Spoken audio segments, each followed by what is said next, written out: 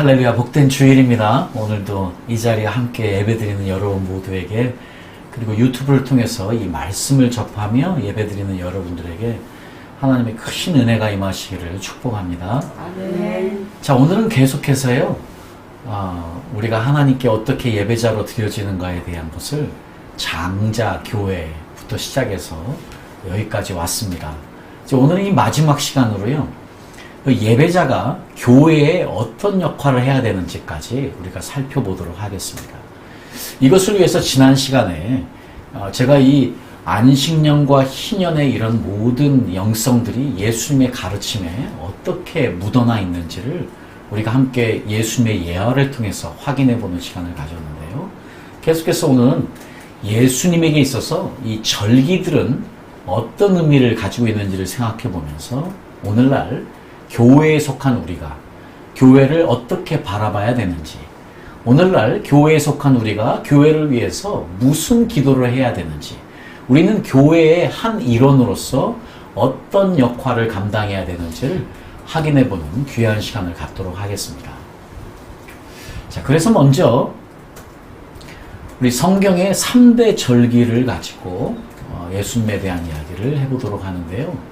성경의 3대 절기는 특별히 유대인들에게 있어서 예루살렘 성전을 방문하는 3대 절기는 유월절과 초막절과 오순절이었습니다.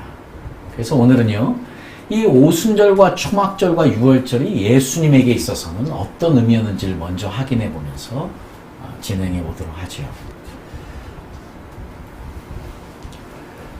자, 구약에서도 보면은요, 우리 유월절에 그리고 초막절에 이 절기들의 의미가 이스라엘의 역사 가운데서 굉장히 중요하게 다가옵니다. 이스라엘 역사의 아주 중요한 순간마다요, 유월절과 초막절을 셀러브레이션 하면서 지켜졌기 때문인데요. 특별히 우리가 몇 가지 중요한 역사적인 사건들을 놓고 보면 이게 알 수 있습니다. 먼저는 출애굽기에 보면 우리가 잘 알고 있는 이스라엘 백성들이 애굽에서 출애굽할 때에 무엇을 지킴으로 그것이 가능해졌죠? 유월절이었죠. 자, 애굽에서의 유월절은 바로 종의 신분으로 사는 애굽 생활을 마감하고 이제 자유로운 신분, 자유인으로 살아가는 새로운 시대를 여는 축제가 유월절이었습니다. 자, 그리고 이 이스라엘 백성들이 이제 출애굽하고 이제 가나안 약속의 땅에 들어가서요, 유월절을 또 지키게 됩니다. 이때의 유월절은 말 그대로 이 광야의 유목적인 생활을 정리하면서 이제 정착 문화권에 들어가 정착해서 사는 삶을 시작하는 그 기념식이었던 것이 가나안에서 드린 첫 유월절이었습니다. 그리고 우리가 솔로몬에 와서요, 솔로몬이 이제 성전을 완성하고 나서 11개월을 기다려서 초막절을 맞이하여서 성전 봉헌식을 하게 되는데요. 그런 의미에서 바로 그때에 드려졌던 초막절은요, 이 성막의 시대를 마감하고 성전의 시대를 시작하는 아주 중요한 분기점에 드려진 축제였던 것을 우리가 알 수 있는 것이지요. 한동안 수백 년의 시간이 흐른 후에요, 히스기야 왕과 또 요시야 왕이 종교개혁을 실천하면서요, 그 종교개혁을 실천할 때 이들이 함께 축제에 참여한 그 절기가 어떤 절기냐면 바로 유월절이었습니다. 그리고 이스라엘이 자신들의 땅을 떠나야만 하는, 이제 그래서 바벨론으로 이거되어지고 나서 바벨론에서 다시 귀환하는 1차 귀환이 있게 되는데요. 그 1차 귀환한 사람들이 처음으로 기념해서 지킨 절기가 유월절이고요. 자, 이렇게요, 이스라엘의 역사 가운데서도요, 이 절기들은 아주 중요한 위치를 차지하고 있었습니다. 이 절기를 빼놓고는 이스라엘 역사를 논할 수 없을 정도였어요. 사실 그것이 하나님 아버지의 뜻이었습니다. 절기들을 지키게 하시면서 하나님을 기억하고 기념하라고 주신 것이었으니까요. 자, 그렇다면 예수님에게 있어서 이 절기들은 어떤 의미였을까요? 우리 예수님에게도 이 절기들이 아주 중요한 의미였다는 것을 우리가 잘 알고 있지 않습니까? 먼저는 우리 누가복음 2장에 보면 이미 앞에서 제가 장자들의 교회에 대해서 이야기할 때 아주 중요하게 누가복음을 2장을 다뤘습니다. 예수님이 12살이 되었을 때요. 이 12살이라는 것은 이제 성년이 되는 그 분기점에 와서 6월절, 이 절기를 지키기 위해서 부모님들과 함께 예루살렘에 갔을 때 예수님께서 일부러 남게 되고 또 이렇게 선포하시죠. 어찌하여 나를 찾으셨나이까? 내가 내 아버지 집에 있어야 될 줄을 알지 못하셨나이까? 지난번 설명드린 것처럼요, 이 말씀은요, 스스로를 장자로 하나님께 드려졌다는 자신의 정체성을 드러내시면서 자신의 정체성을 확인하는 그런 놀라운 유월절이 되었던 것이지요. 이것이 성년이 시작되어지는 해 그 전에 12살에 있었다는 것도 아주 중요한 것 같습니다. 그런 의미에서요. 그리고 예수님이 실제로 예수님의 공생애를 시작하고 나서요. 이 공생애를 시작하고 나서 이 유월절을 중요하게 생각하며 유월절을 지키게 되시는데, 특별히 요한복음 2장에 보면은요, 이 유대인의 유월절이 가까운지라 예수님께서 예루살렘으로 올라가셨더니, 여러분 지금 예수님의 공생애는요, 한마디로 말하면 절기를 지키러 가시는 연속선상에 있었습니다. 그리고 절기를 통해서 자신을 드러내시면서 또 절기를 통해서 자신의 사역을 마감하셨어요. 그래서 사실 예수님도요, 절기가 없으면 시체라고 말씀드릴 수 있을 정도로 절기는 예수님의 아버지의 뜻을 이루는 사역을 이루시는데 너무나 중요한 것이었습니다. 그래서 이제 예수님께서 요한복음 2장에 첫 번째 유월절을 지키는, 공생애 시작하고 첫 번째 유월절을 지키는 사건이 여기 나오는데, 우리가 잘 알고 있는 그 성전에 가서 성전을 청소하시는, 그리고 예수님께서 아주 정말로 분노를, 의분을 표출하시는 그 장면이 요한복음 2장에 기록되어 있지 않습니까? 물론 그렇습니다. 예수님께서요, 성전에서 장사하는 장사치들에 대한 분노였을 수도 있지만, 우리가 또한 놓치는 것 중에 하나가 어떤 것이냐면요, 그때에 이 성전에서 장사하고 있는 사람들이 차지하고 있던 그 장소가 어떤 장소였냐면 이방인의 뜰이었습니다. 자, 그것은 어떤 의미냐면요, 이방인들은 성전 안에 예배드리는 장소에 들어갈 수 없습니다. 그래서요, 이방인들이, 하나님을 믿는 이방인들이 예배드리러 예루살렘에 오면 그들이 모여서 예배드리는 곳이 이방인의 뜰이었는데, 그 장소를 지금 장사치들이 점령하고 장사를 하고 있는 이것을 우리가 놓쳐서는 안 됩니다. 사실 예수님의 분노는요, 어찌 보면 장사하는 그들, 성전은 장사하는 곳이 아니다 하는 그 선포만큼이나 중요한 것이, 지금 너희들이 있는 그곳이 바로 이방인의 예배하는 장소를 지금 방해하고 있는, 얼마나 큰 죄를 짓고 있는 줄 아느냐. 나는 지금 너희 유대인만을 위해서 온 것이 아니고 지금 온 인류를 구하기 위해서, 이제 이방인들까지도 위해서 왔기 때문에 내가 이곳을 오늘 청소해야 되겠다. 이것은 하나님의 집에 절대로 있어서는 안 되는 일이라고 선포하신 것과 같은 이야기입니다. 감사하게도요, 저도 28년 만에 이제 한국에 돌아와 살아보니까요, 아주 많은 변화들이 한국에 있는데, 그 중에서 가장 큰 변화 중에 하나가 우리나라에 엄청난 외국인들이 함께 살고 있다는 것입니다. 이제는 그 전철 안에서 토요일날 같은 경우는 아주 심심치 않게 많은 외국인들이 타고 있는 걸 봅니다. 벌써 우리나라의 그 외국인의 인구가 300만이라니까요. 노동인구가요. 굉장하지요. 벌써 올해만 해도요, 27만 명의 외국 학생들이 들어왔으니까요.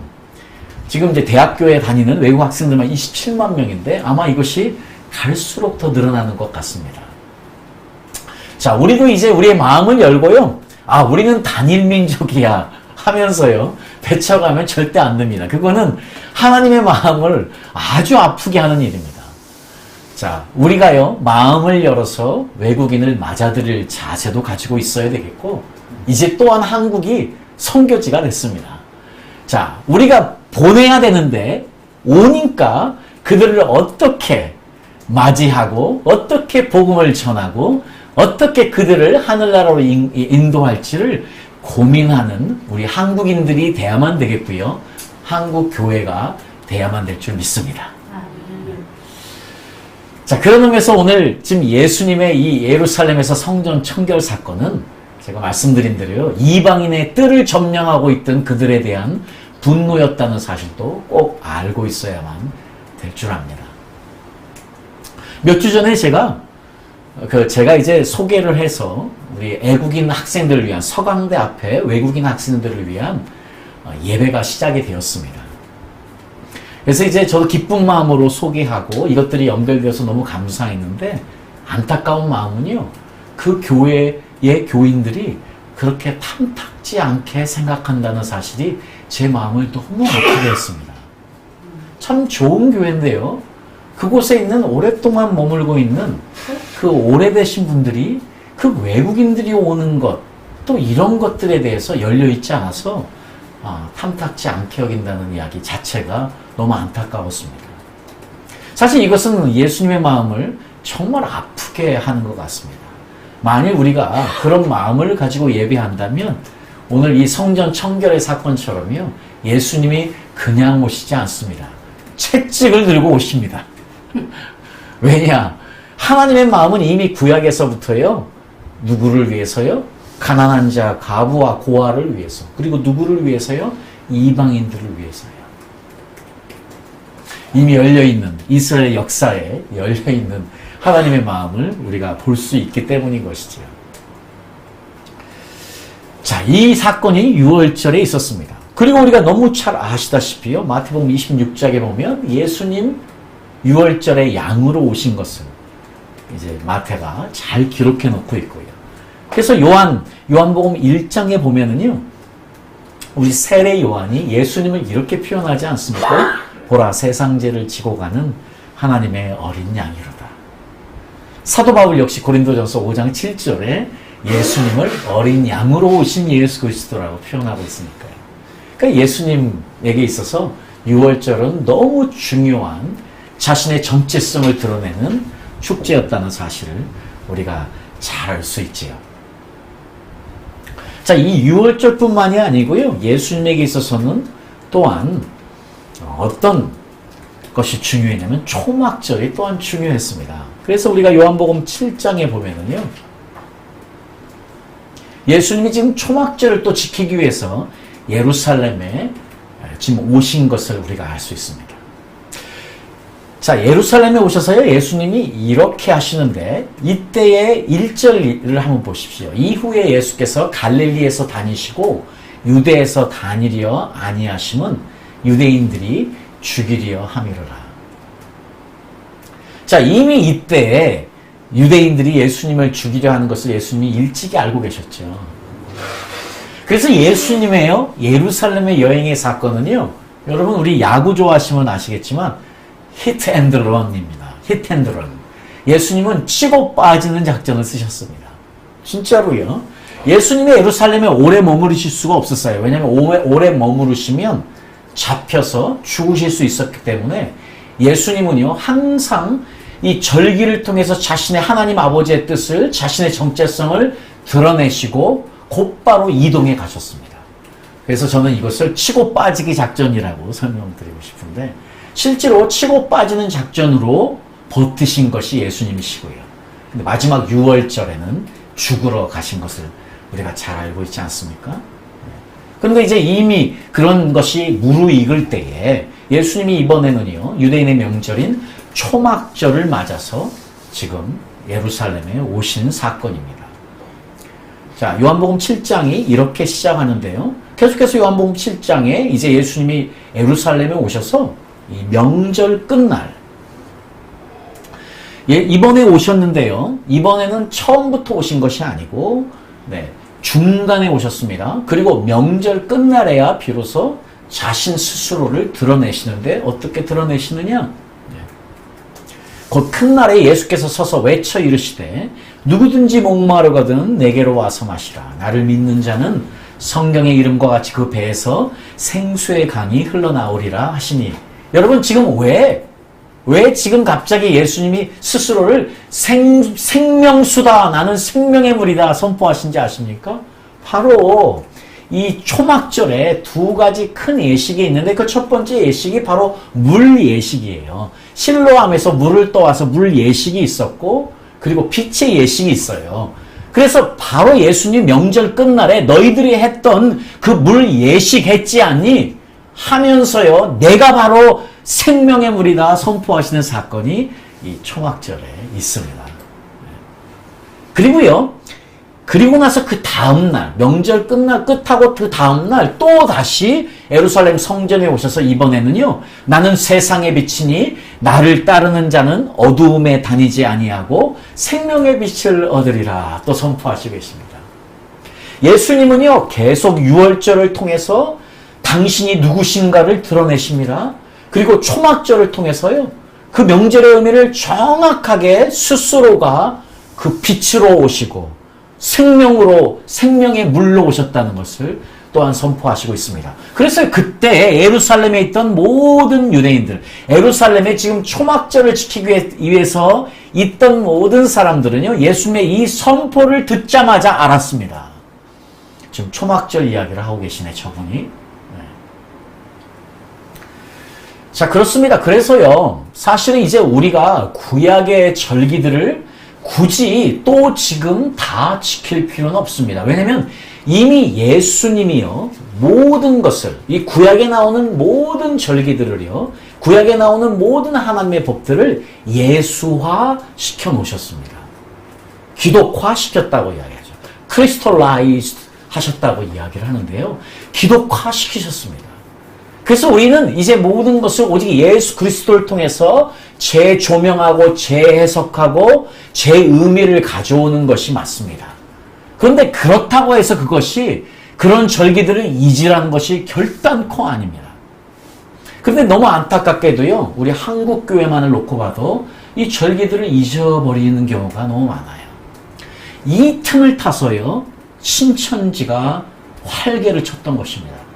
사실 저도 깜짝 놀랐어요. 신천지가 이 절기들을 정리해 놓은 걸 봤더니 너무 잘 해놨어요. 그러니까 우리가 절기들에 대한 아이디어들이 별로 없고 가르침이 없는 상황인데, 그 신천지 다니는 사람들은 잘 정리해 놓은 이 절기들의 이야기를 가지고 우리 믿는 사람들이 현혹하면 넘어갈 수밖에 없도록 그렇게 잘 절기들을 정리해 놨더라고요. 그 신천지 웹사이트에 들어가 봤더니요.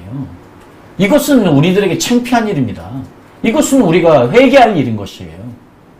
그러니까 우리 교회가 가르치지 않는 것들을 가지고, 그것들을 가지고 마치 자기들의 진리를 다 아는 양 그렇게 속이는 일을 누가 허락했느냐? 우리가 허락한 거예요.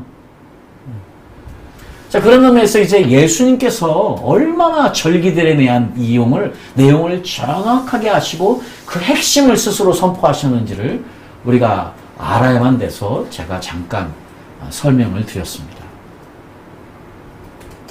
자, 그런데 이제 여기에서 우리에게 한 가지 이제 의문점을 가질 수 있습니다. 예수님이 제가 3대 절기를 말씀드렸잖아요. 유대인들의 3대 절기는 유월절, 초막절, 오순절입니다. 근데 예수님이 지금 오순절 때는요, 일체 어떠한 사역도 하지 않으세요. 물론 거기에는 이런 가능성도 있습니다. 지금 안식일 유월절 후에 50일 후니까 예수님께서 유월절을 마치시고 다시 갈릴리로 돌아가셔서 다시 들어오기에는 그 50일이라는 시간이 굉장히 짧은 시간이었습니다.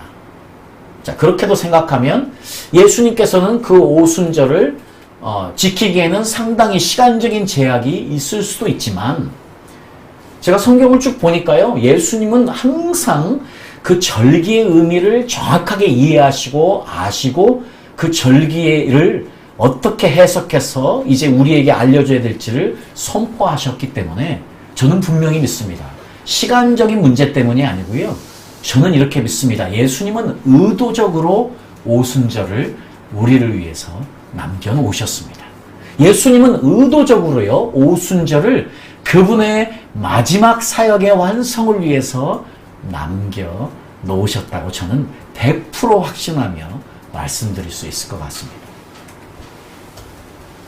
자, 그런 의미에서요. 지난번에 제가 누가복음 4장 말씀을 가지고 예수님이 지금 어떻게 하셨죠? 누가복음 4장에 예수님께서 그분의 공생애의 시작을 선포하셨습니다. 이것이 inauguration speech, 예수님의 취임사예요. 예수님이 지금 나는 앞으로 이렇게 하겠다 하고 선포하신 것인데 그것이 이사야서 61장이에요. 자, 그래서 이사야서의 글을 펴서 기록한 데를 찾으시고 이렇게 선포하셨습니다. 18절에요. 주의 성령이 내게 임하셨으니, 주의 성령이 내게 임하셨으니 이야기하십니다. 지금 예수님의 사역의 시작이 성령이 주님께 임하셨을 때에 이루어지는 사건입니다. 그런데요, 실제로 이 주의 성령이 아직 제자들에게는 있지 않은 상황임을 우리가 알지요. 그러니까 예수님의 사역이 아직 완성이 되지 않은 것이지요. 그렇지만 예수님에게는 이미 성령이 임하셨기 때문에 이미 예수님은 주의 성령이 내게 임하셨으니 이는 가난한 자에게 복음을 전하게 하시려고 내게 기름을 부으시고 나를 보내사 포로된 자에게 자유를, 눈먼 자에게 다시 보게 함을, 눌린 자를 자유케 한다. 자, 성령이 임했을 때에 일어나는 일들을 예수님이 선포하시면서 사역을 하셨습니다. 그래서요, 실제로 오순절이 성령이 임하는 날이었다는 것이 너무나 확실한, 어떤 일이냐? 정말로 성령이 임했을 때 이루어지는 이 사역이 완성되어지는 날이 바로 오순절인 것이지요.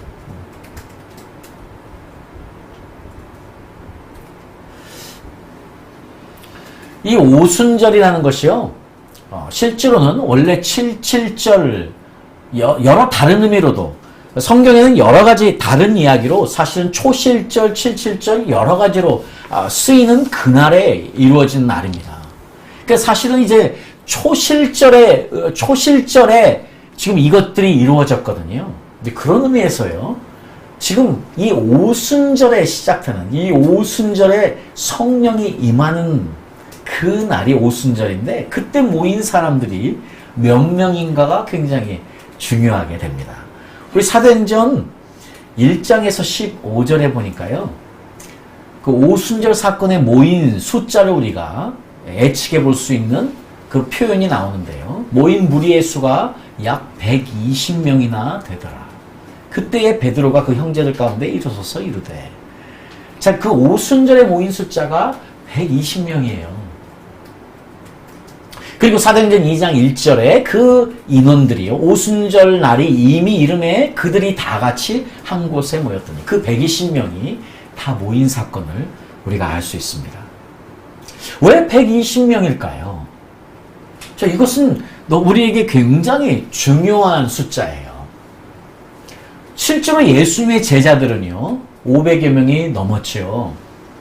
우리가 이제 생각할 수 있는 예수님의 제자들이 12명이 있고, 또 70명, 72명이 있고, 또 예수님의 부활 후에 나타나신 500여 명의 제자들이 있습니다. 그러니까 예수님의 제자들의 숫자는 500여 명이었는데, 왜 500명 모든 제자들이 다 와서 성령을 받고 하나님 나라를 선포하는 일이 시작되면 너무 좋은데, 왜 120명으로 제한했을까요? 분명히 이 모든 것들은 하나님의 계획 가운데 이루어진 일이거든요. 이 120이라는 숫자가 어떤 의미인가를 우리가 유대인의 생활 방식에서 알면, 유대인 문화에서 120이 어떤 의미인지를 알면 이것을 우리가 분명히 알 수 있습니다. 이것을 알기 위해서 여러분, 1948년에 어떤 일이 이스라엘에 있었습니까? 1948년에 이스라엘이 크네셋이라는 국회, 우리나라 말로 하면 국회를 출발시켰습니다. 그것이 크네셋이에요. 근데 그때 그 국회를 시작하는 크네셋의 인원이 몇 명이었는지 아십니까? 120명이었습니다. 자, 이스라엘 사람, 유대인들에게 120이라는 숫자는요, 어떤 새로운 것이 시작되는 것, 새로운 종교, 어떤 새로운 모임이 시작되는 그 단계, 시작의 첫 모임이 120명입니다. 그러니까 지금 하나님께서 지금 120명을 모이게 하신 것은요, 지금 마치 무엇을 선포하신 것이지요? 예수 공동체, 예수의 교회가 시작된 것이죠, 드디어. 그래서 우리 모두가 다 오순절이 우리 교회의 시작이라고 이야기하는 것이 너무나 정확한 표현입니다.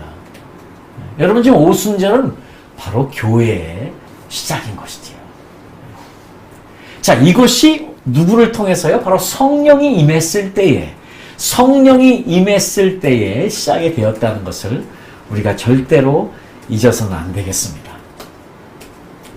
자, 그래서요, 우리 교회의 시작을 하려면, 이제 우리 교회의 그 example을 하려면, 우리 교회의 시작을 하려면, 우리의 원조를 하려면 우리는 무조건 어디로 갑니까? 120명으로 가야 합니다. 여기서부터 시작이 되었으니까요.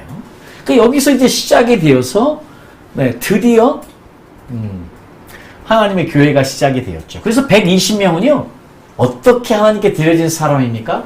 첫 열매로. 자, 지난번에 제가 이제 장자 이야기를 하면서 장자 이야기를 좀 드렸지만, 첫 열매도 아주 오래전에 제가 설교를 한번 드린 적이 있는데요. 첫 열매와 장자는 너무 중요해요.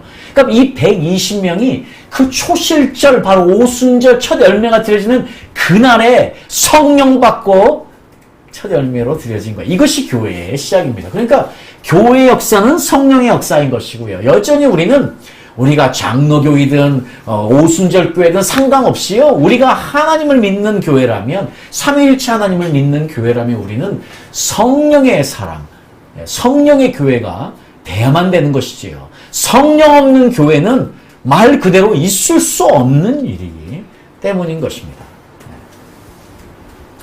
그래서 우리가 이제 한번 확인을 해보겠습니다.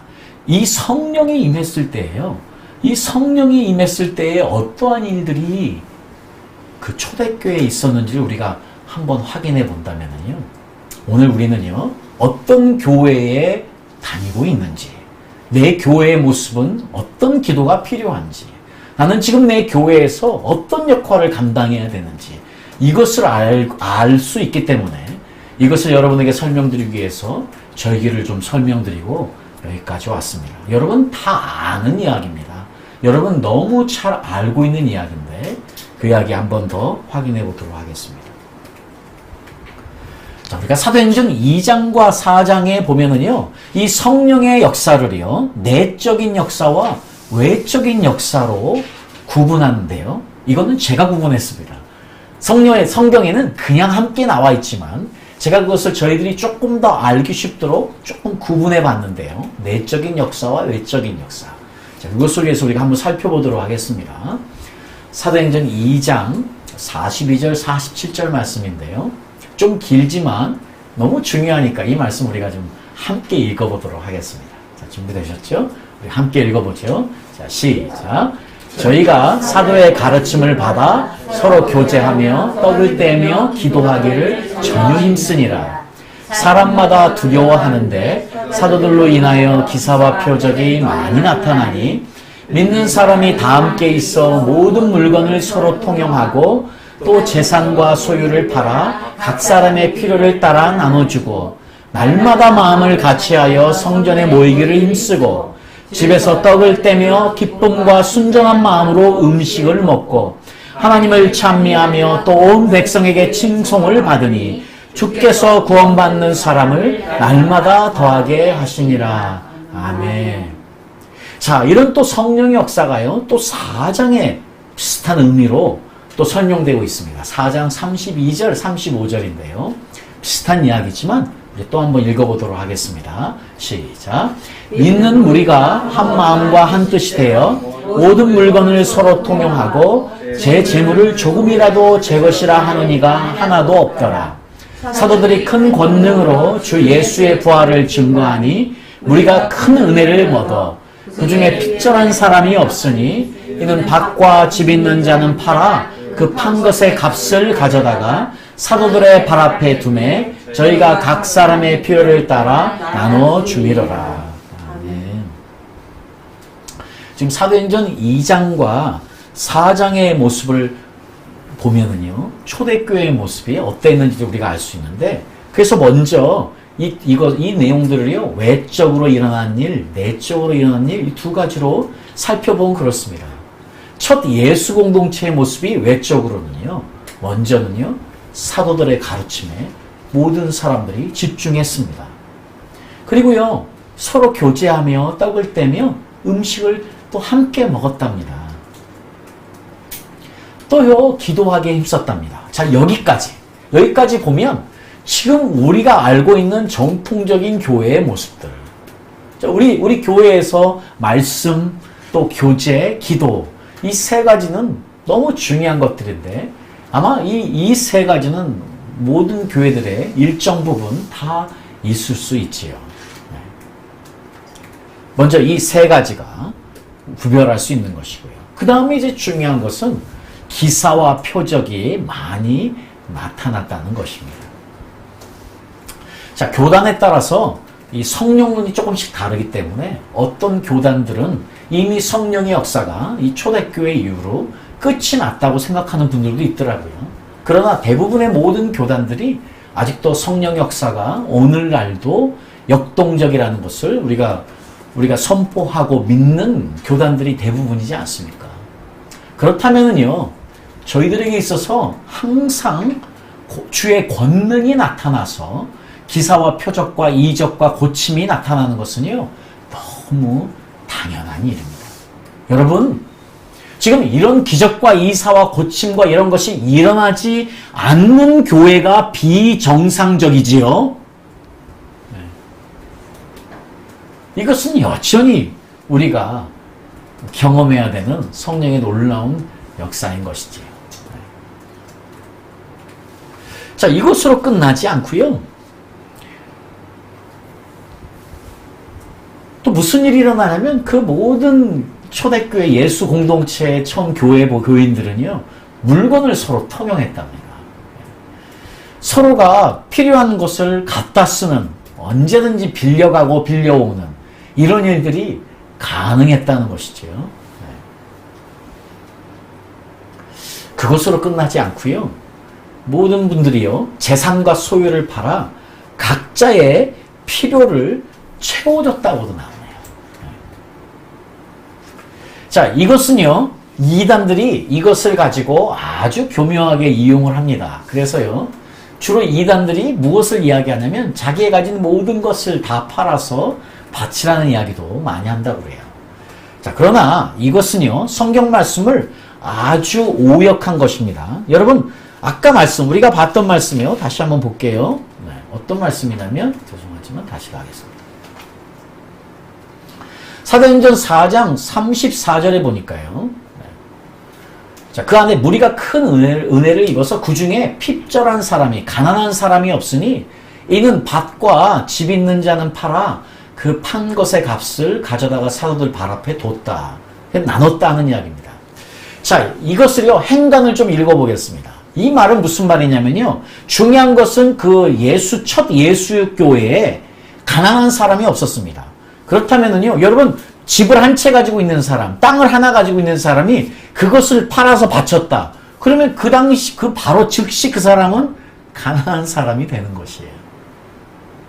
그러니까 지금 성경이 이야기하는 것은요, 집을 한 채 가지고 있는 사람, 땅을 하나 가지고 있는 사람이 그것을 팔아서 바친 것이 아닙니다.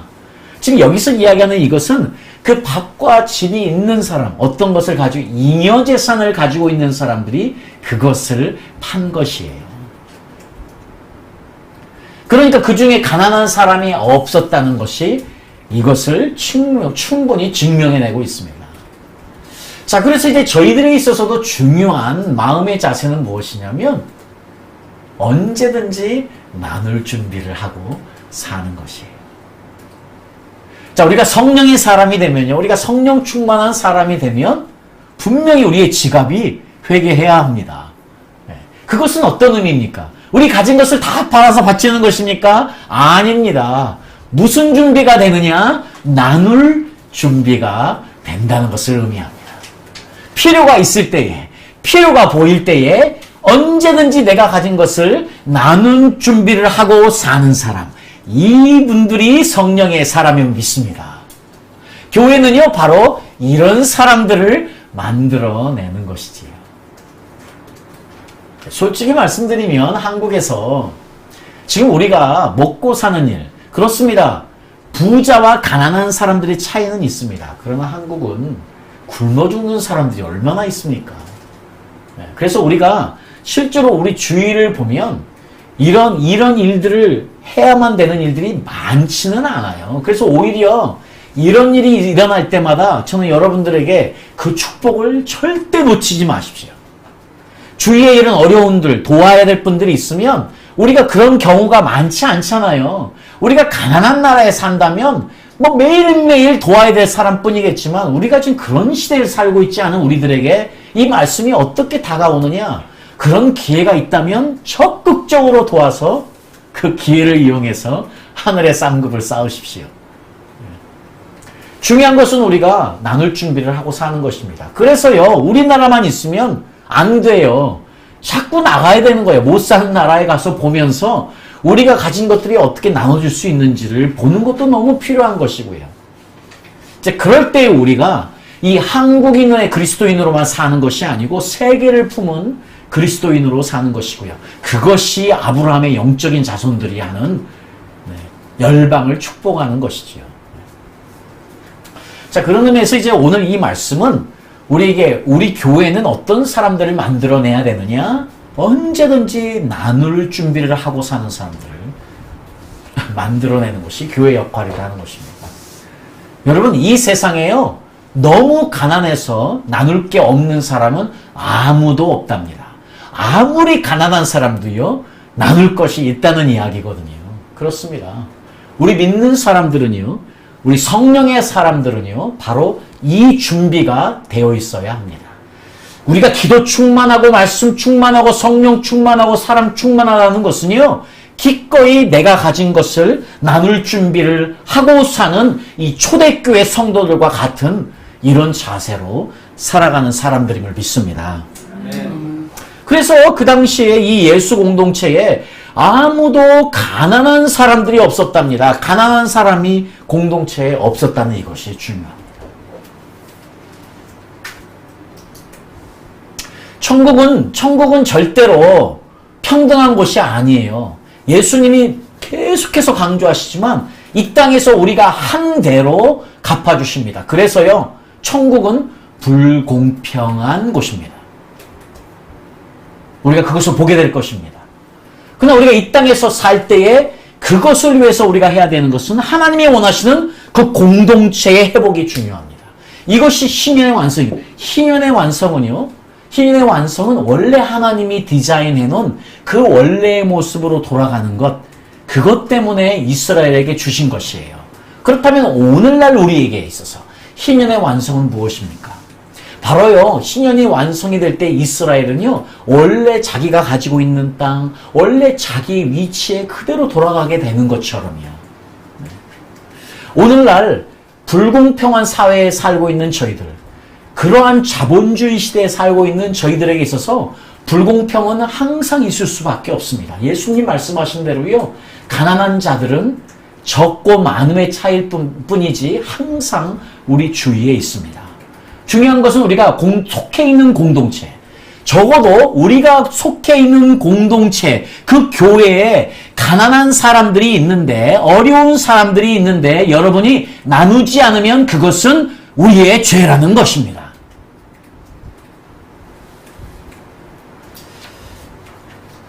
자, 우리 교회들도요, 이 공동체성을 꼭 회복하고, 그래서 교회에 왔을 때 적어도 모든 분들이 이러한 따뜻함을 느끼면서 사람 살만한 곳이라는 것을 느끼며 살게 해야 되는데, 오늘날 교회는요, 오직 말씀, 오직 예배, 오직 기도, 그리고 나머지가 빠져 있어요. 이게 뭡니까, 교회가요? 3분의 1만 가지고 교회를 완성했다고 이야기하는데 그게 말이 되냐 하는 소리입니다. 우리가 정말 하나님이 원하시는 교회를 이루기 원하신다면 우리는 오늘도 내일도 주님 다시 오시는 날까지 초대교회의 이 정확한 모형을 보면서 나는 지금 무엇이 부족한가? 우리 공동체는 무엇이 부족한가? 나는 지금 어떤 역할을 우리 공동체, 우리 교회에 해야 될 것인가? 어떤 기도를 해야 될 것인가를 확인할 수 있는 것이지요. 자, 그래서요, 이렇게 아름다운 일들이 일어나기 시작하니까요. 이분들이 뭐 날마다 성전에 모이기를 힘쓰고요. 날마다 하나님을 찬미하고요. 그래서 온 백성에게 칭송을 받았다고 나옵니다. 어느 것 하나도요. 어느 것 하나도 우리가 놓치면 안 됩니다. 진정으로 우리 교회가 삼위일체 하나님 성부 아버지를 나타내고 성자 예수님을 드러내고 성령 하나님을 믿는 교회라면 우리는 여기에 나온 이 모든 것들이 외적으로 분명히 나타나는 교회를 만들어야만 할 줄 믿습니다. 우리는 주님 오시는 그날까지 이런 교회를 위해서 기도하며 우리가 그 역할을 감당하는 우리 모든 믿음의 사람들이 되기를 예수님의 이름으로 축복합니다. 아멘. 이것으로 끝나지 않고요. 이것이 있기 위해서 우리가 외적으로 일어나는 이 일이 있기 위해서 정말 우리가 생각해야 되는 한 가지가 있는데 그것은 내적으로 일어나는 사건입니다. 이것들이 지금 함께 뭉쳐져 있으니까요. 마치 그냥 한꺼번에 일어나는 것으로 생각할 수 있지만 네, 맞습니다. 함께 일어나기 때문에 무엇이 먼저고 무엇이 되고 이럴 수는 없지요. 성령이 임하시면 일어나는 일인데 그래도 내적으로 우리 안에 이런 변화들이 일어나기 때문에 외적인 그 변화가 있다고 말씀드릴 수 있는데 첫 번째는 성령이 임했을 때 무엇이 임했느냐? 경외심으로 이분들이 가득 찼다는 것입니다. 자, 지난 시간 저희들은요. 창세기 22장 말씀을 통해서 지금 모리아의 사건이 우리에게 어떤 의미인지를 알았습니다. 여러분, 모리아의 사건은요. 우리에게 지금 예배가 어떻게 완성이 되어지는지를 보여주지 않습니까? 이 안식일, 안식년, 희년의 완성이 어디에서 이루어집니까? 모리아 산에서 이루어지지 않습니까? 그 모리아 산은요. 지금 믿음의 조상인 아브라함이 우리에게 우리가 가야 될 앞으로의 삶의 방향성을 보여준 것이에요. 지금 아브라함이 단을 쌓는 네 제단은요. 세겜에서, 베델에서, 헤브론에서, 모리아산에서 쌓은 네 제단은 우리가 반드시 거쳐야 하는 그리고 반드시 경험해야 되는 예배의 장소들이에요. 그 마지막 종착지가 모리아산 아닙니까? 거기에서 아브라함은 자신의 목숨보다 사랑하는 이삭을 바쳤습니다. 이삭은요, 자기 스스로를 하나님께 드려서 산재물이 된 사건이지 않습니까? 거기서 하나님이 아브라함에게 이제 말씀하십니다. Now I know that you fear the Lord. 이제야 네가 나를 경외하는 줄 알았다. 아니, 왜 우리의 심령을 다 아시는 하나님께서요, 왜 지금 그걸 쓰셨어요? 이제야라고, now, 이제야라고 쓰셨습니까? 우리의 믿음은요, 행동으로 분명하게 보여져야만 합니다. 마음만 있어서는 아니에요. 마음은 분명히 실천돼야 하는 것이거든요. 하나님은 그 60년 이상을 기다리신 것이에요. 그날을 위해서요. 그런데 그때의 그 장면을 하나님은 한마디로 표현하십니다. Fear the Lord. 하나님에 대한 경외심입니다. 여러분, 지금 구약의 그 경외심이 신약으로 사라졌습니까? 아니에요. 지금 성령이 임했더니 지금 어떤 일이 있습니까? 바로 그 경외심. 아브라함이 하나님께 보인 그 경외심. 이삭이 하나님께 보이신 그 경외심으로 가득 채워졌다 합니다. 이게 성령의 역사입니다. 그 경외심으로 예배하는 사건이 지금 있는 것이에요. 예배 가운데. 자, 이 성령 공동체가 그 경외심으로 가득 채워지니까요. 말할 것도 없이 날마다 마음을 같이 하게 됩니다. 예수님께서 우리에게 주 기도문을 가르쳐 주실 뿐만 아니고요. 요한복음에 우리 제자들을 위한 기도를 또 해주시지 않습니까? 그때 예수님이요, 그분의 제자들과 앞으로 제자들 사람들을 위해서 기도할 때 4번이나 하나 되게 하소서. 저들이 하나 되게 하소서. 저들이 하나 되게 하소서. 저들이 하나 되게 하소서. 지금요, 우리 예수님을 따르는 제자들을 향해서 하는 가장 많은 기도가 하나 되게 하소서예요. 그러니까 교회가 하나 되는 것은 어떠한 예수님의 이름으로 모인 모든 장소들이 하나 되는 것은, 가족이 하나 되는 것은 우리 예수님을 기쁘시게 하고 하나님의 영광을 드러내는 일인 것을 우리가 알 수 있습니다. 누가 이 역할을 합니까? 하나님을 경외하는 사람들이. 누가 이 하나됨을 깨뜨립니까? 하나님을 모독하는 사람들이 하는 것입니다. 예수님의 몸을 누가 찢습니까? 예수님의 몸된 교회를 누가 찢어나갑니까? 바로 하나님에 대한 경외심이 없는, 하나님을 모욕하고 모독하는 사람들이 하는 일인 것이지요. 자, 그럴 때 그분들의 마음이 하나 될 뿐만 아니고요, 기쁨과 순수와 진실한 마음을 갖게 된다고 또한 이야기합니다. 자, 우리를 불꽃 같은 눈초리로 보시는 그 하나님 앞에 우리를 있는 그대로 순수하고 진실한 마음으로 내려놓고 나아가는 것이 얼마나 중요한 일입니까? 진실한 마음은 목회의 핵심일 뿐만 아니고요, 우리 성도들의 핵심입니다. 여러분, 우리는 이 땅을, 이 세상을 진실하게 살아야 합니다. 순수하게 살아야 합니다. 손해볼 수도 있습니다. 비둘기처럼 순수하고요, 뱀처럼 지혜롭다는 것입니다. 이것은 교회에서만 있어지는 일이 아니죠. 이 땅을 사는 우리 모두에게 당연히 필요한 마음 아니겠습니까? 자, 그럴 때에요, 어떤 그 누구도 자기의 것을 자기 것이라고 여기지 않았다 하는 이 이야기예요. 생각의 전환, 지금 성령의 역사는요, 놀라운 생각의 전환을 이뤘습니다. 이 엄청난 대변혁이 어디에서 일어나느냐? 우리 지금 브레인에서 일어난 거예요. 우리는 지금까지 내 것은 내 것이지요.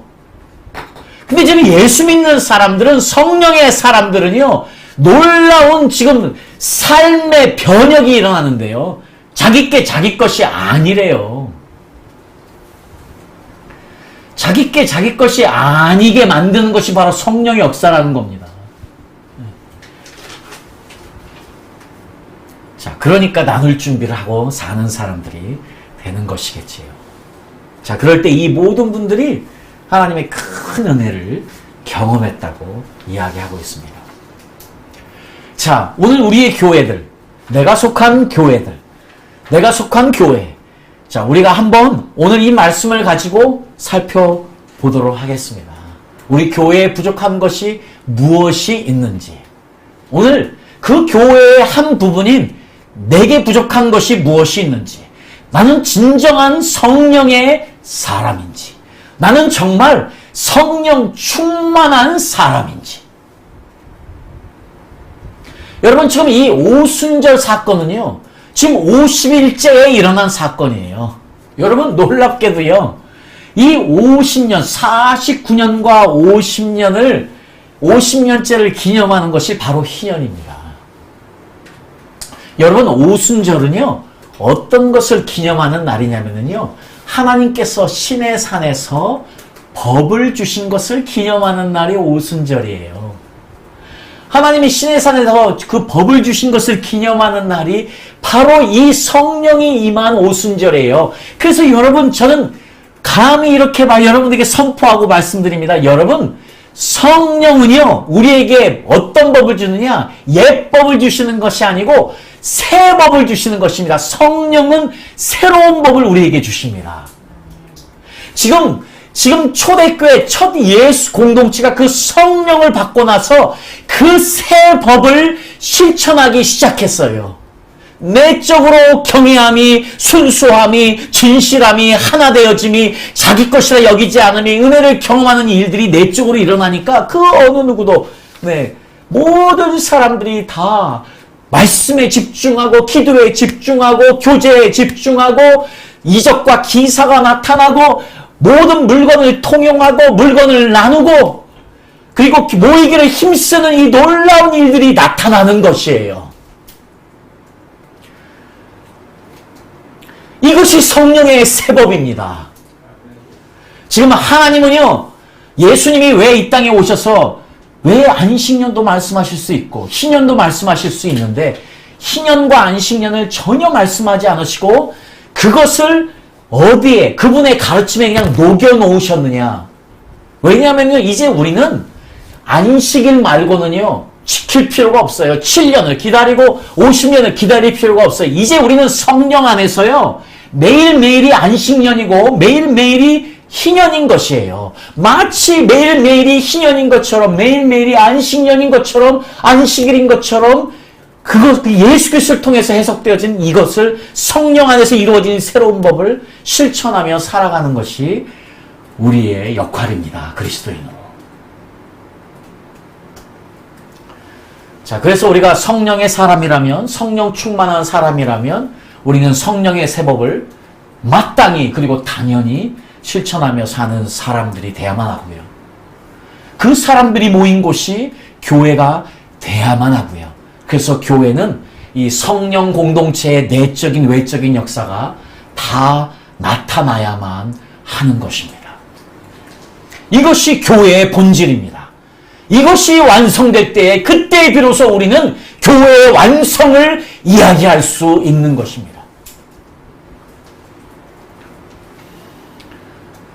부족하지만 저도 교회를 3번 개척해 봤는데요.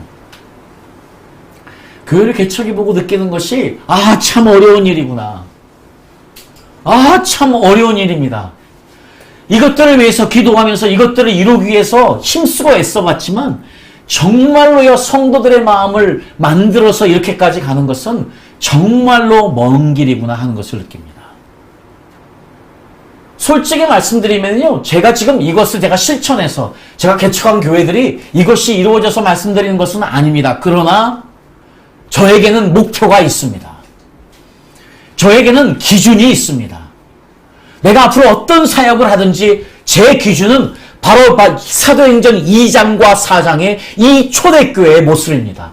이것이 기준이고 이것이 목표이고 이것을 향해 달려가야 되는 것이 우리의 임무인 것을 저는 믿습니다. 여전히 우리는 부족한 많은 교회에 다닐 수 있습니다. 우리의 역할은요, 이제 이것을 비판하는 것이 아닙니다. 내가 이 부족한 부분을 어떻게 감당해낼까? 내가 이 부족한 부분을 어떻게 기도하며 내가 그것을 감당해낼까를 고민하는 것이 바로 믿음의 한 사람 한 사람의 교회의 역할임을 믿습니다.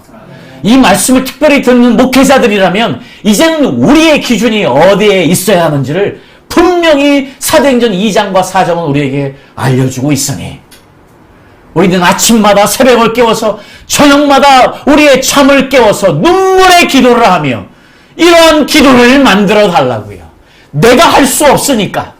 내가 할 수 있습니까? 내가 사람을 변화시킬 수 있습니까? 사람이 변해야 이게 일어나 내가 할 수 있습니까? 아닙니다. 오직 성령님만이 이것을 가능하게 하는 것입니다. 오직 성령님만이 사람들을 바꾸기 때문에 우리가 할 일은 오직 그분이 오셔서 역사해 주시도록 눈물을 흘리는 길입니다. 애통해 하는 일입니다. 크라잉 아웃 하는 일입니다. 이런 역사들이 목회자들 가운데 일어날 때 이런 교회들은 분명히 만들어질 것입니다. 왜냐하면 우리가 알고 있는 그 성령님은 여전히 역동적으로 역사하시는 살아계신 하나님의 영이시기 때문입니다. 우리가 우리 민족을 위해서 기도할 때 이것을 위해 기도하며 하나님의 뜻을 주님 오시는 그날까지 이루어드리는 우리 모두 될 수 있기를 예수님의 이름으로 축복합니다. 아멘.